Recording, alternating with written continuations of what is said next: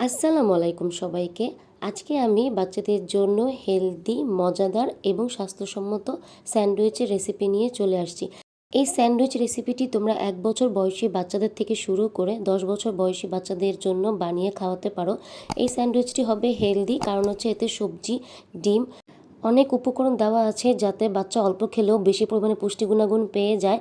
এবং এটি তোমরা যে কোনো নাস্তায় সকালে বা বিকালে বাচ্চাদেরকে দিতে পারো এবং বাচ্চাদের স্কুলের টিফিনে এই স্যান্ডউইচটি বানিয়ে দিতে পারো। বাচ্চারা মজা করে খাবে, পাশাপাশি পুষ্টি গুণাগুণও পেয়ে যাবে।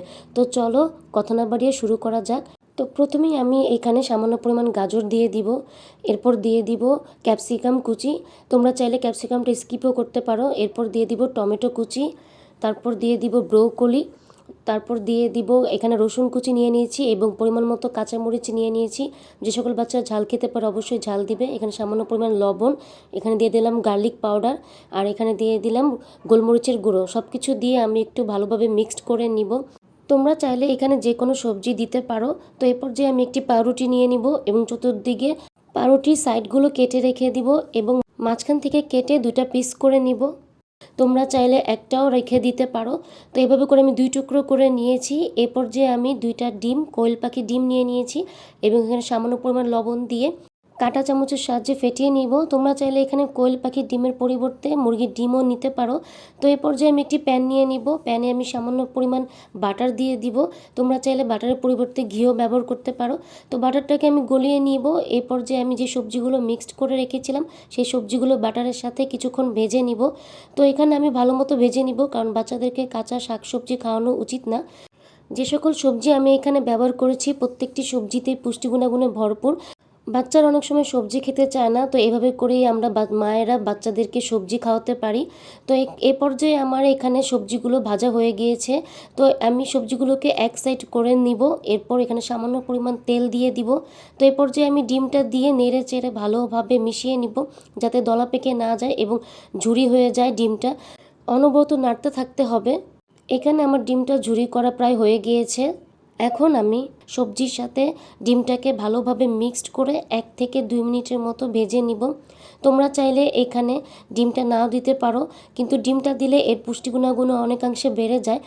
এই পর্যায়ে আমি 1 চামচের মতো কর্নফ্লাওয়ার গুলিয়ে নিয়েছি পানি দিয়ে, সেটা আমি এখানে দিয়ে দিব, কারণ হচ্ছে সবজিটা যাতে একটু আঠালো ভাব চলে আসে।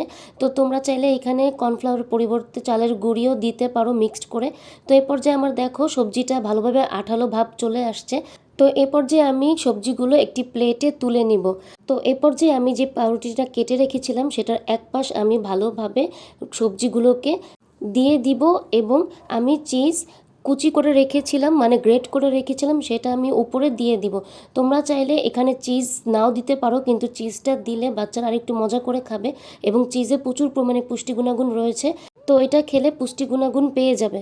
তো এ পর্যায়ে আমি প্যানে সামান্য পরিমাণ আবার বাটার দিয়ে দিব এবং বাটারটাকে একটু গলিয়ে নিব। তোমরা চাইলে এখানে বাটারের পরিবর্তে ঘিও দিতে পারো। তো এ পর্যায়ে আমি বাটারের সাথে রুটিগুলোকে জাস্ট হালকা একটু ভেজে নিব, যাতে পাউরুটিগুলো খেতে একটু মজা লাগে। তো এই পর্যায়ে আমি ঢাকনা দিয়ে ঢেকে দিব এবং 2 মিনিটের মতো ভেজে নিব।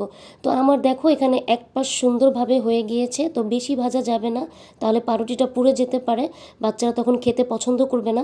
তো এক পাশ হয়ে যাওয়ার পরে আমি আরেক পাশে 2 পাশ দিয়েই একটু বাটার লাগিয়ে দিব, যাতে এই পাশটা সুন্দরভাবে হয়ে যায়। তো এই পর্যায়ে আমার রুটিটা প্রায় হয়ে গিয়েছে। তো এখন আমি রুটিটাকে তুলে নিব। তো এইভাবে করে তোমরা বাচ্চাদেরকে স্যান্ডউইচ তৈরি করে দিতে পারো। দেখবে বাচ্চারা মজা করে খাবে এবং পাশাপাশি এর পুষ্টি গুণাগুণও পেয়ে যাবে। বাচ্চার স্কুলের টিফিন হিসেবে এই স্যান্ডউইচটি তোমরা বানিয়ে দিতে পারো। দেখবে বাচ্চারা খুব মজা করে খাবে এবং বারবার খেতে চাইবে। শুধু বাচ্চারা না, এই স্যান্ডউইচগুলো তোমরা যদি মেহমানদেরও বানিয়ে দাও, মেহমানরাও খুব মজা করে খাবে। তো আমার এই আজকের এই স্যান্ডউইচের রেসিপি যদি তোমাদের ভালো লেগে থাকে, অবশ্যই একটি লাইক, কমেন্ট, সাবস্ক্রাইব করে দিয়ে পাশে থাকবে। তো আজকের মতো এতটুকুই। আল্লাহ হাফেজ।